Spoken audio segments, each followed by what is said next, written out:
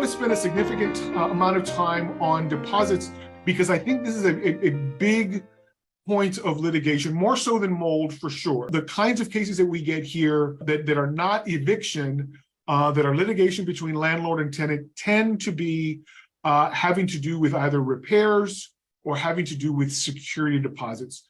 So let's talk first about bailing out bad tenants with a security deposit. One thing that landlords do too often is the tenant will call and say something to the effect of, well, my rent's going to be a little late. I can't pay it on the 1st, but I can definitely pay it by the 5th or the 6th. And in your mind, you're thinking, well, that's not right. What I'm going to do then is I'm going to pull your late fees from your deposit. And month after month, this tenant who habitually pays their rent late has their security deposit smaller and smaller and smaller. And in your mind, you're thinking, I am addressing their late payment issue by reducing their security deposit funds. The problem with this thinking is you're actually reducing your own security because you have no idea what breaches that tenant is going to commit near the end of the lease, including just withholding the full amount of rent. Let's do some simple math. The clearest, and I say this often, the clearest indication of your tenant's future behavior is always their present and past behavior. And if presently they're having a difficult time paying the rent, but you're bailing them out by not upfront charging them for their late fees and instead pulling them out of the security deposit, I guarantee you they don't feel that, right? It doesn't have the impact that a notice of default would have, that an immediate charge of additional sums would have, especially if you are maximizing late fees.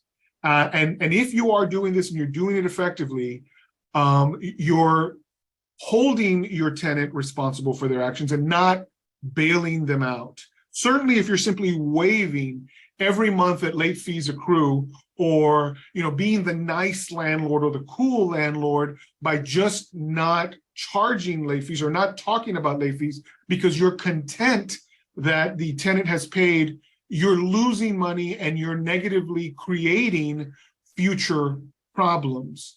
By condoning behavior, you're essentially telling your tenant, it's cool for you to pay late. I'm okay with it. But every time you bail them out, particularly when you bail them out with security deposit funds, whether that's for late fees, pet charges, or repairs, you're not doing yourself a favor. In fact, you're making yourself less secure and you're making your business prospect in this situation much more volatile. Don't bail out your tenants when they are in default. Instead, use, and many of you already have this provision in your lease, an application of funds clause. If your tenant is paying you late, let's say, for example, they pay 5 days late, your tenant submits their rent, and let's assume that rent is $2,000 a month. And they submit $2,000 to you on May 5th. Now, we know that as early as May 4th, you could charge a late fee. And my recommendation is that you charge a 3% late fee. And why 3%? Well, because it's my philosophy that if within 7 days, a tenant has not paid rent, they should be receiving a notice to vacate, but also you should have maximized your amount of late fee that you can charge to that tenant. Generally speaking, for a single family home, that is 12%. Landlords, as always, we welcome you to follow us on our Instagram page. If you're not a member yet, join us on Facebook. And if you enjoy what you see here, give us a thumbs up. Click that like button. We enjoy that very much. And if you haven't subscribed yet, please consider subscribing. So that if you're charging 3% on day 4, 3% on day 5, and then another on 6, and then another on day 7, you've maxed out the 12%, in this case, $240. If they do get to day 7, right? Now, in this scenario, they got to day 5. And so that means you can lawfully charge the tenant $60 on day 4 and another $60 on day 5 for a total of $120. So when your tenant pays, instead of pulling that $120 from the security deposit, which is very easy for us to do, we can do it kind of covertly and silently, and we can feel better about ourselves because we're not technically losing money, but that tenant doesn't feel the sting. Instead, what I recommend is you take the $2,000, you send a notice of non-payment, a notice of default for failure to pay a full month's rent. Immediately send it to your tenant that says you still owe $120 in rent. So instead of bailing out your tenant, you are enforcing your lease terms. Now they're going to say, no, I paid $2,000. That was my rent. But your application of funds clause says you can apply any payment given, despite any notation by the tenant. You can apply it first to non-rent obligations. If you're not sure where that provision is in your lease, shoot me an email, send us a question. I'll be happy to share it with you. If you have the Texas Association of Realtors lease, I can point it out to you in a second, depending on which version you have.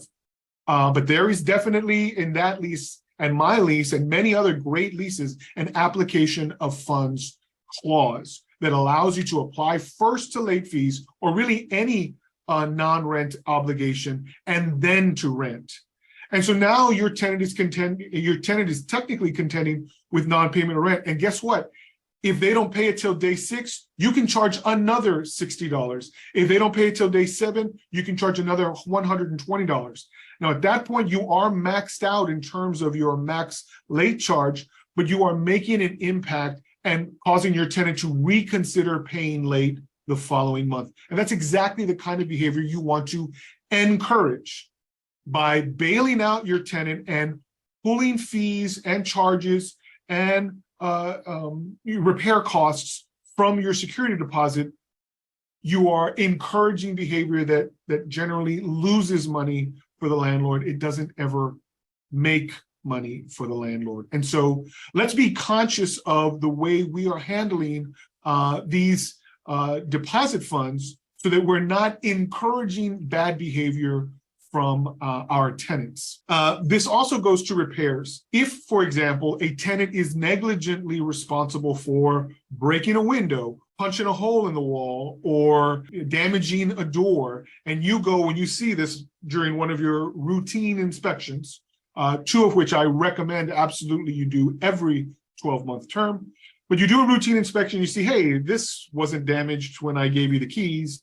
Oh, yeah, my kid, they banged the wall and now there's a hole. You can, because this was caused by their negligence, charge them for the repair. Your lease probably already says so. If you hire, Handyman Joe, and Handyman Joe comes over, he patches it up and then sends you a bill for $75, then you can send that bill or a copy of it to the tenant and say, by the way, in your next rent payment or in 7 days or in 14 days or some other reasonable request, I usually like tacking it onto the rent.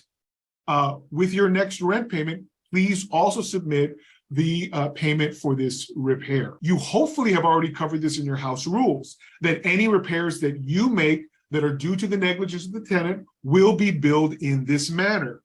That way it's not a shock, it's not a surprise. They may not like it, but they've already been informed of it. Don't bail them out by simply pulling it out of your security deposit. Issue them a bill, give them a reasonable amount of time to pay, and let them cover these costs. If they refuse to send anything extra with the rent payment, simply use, again, your application of funds clause and pull it from rent, never from the security deposit.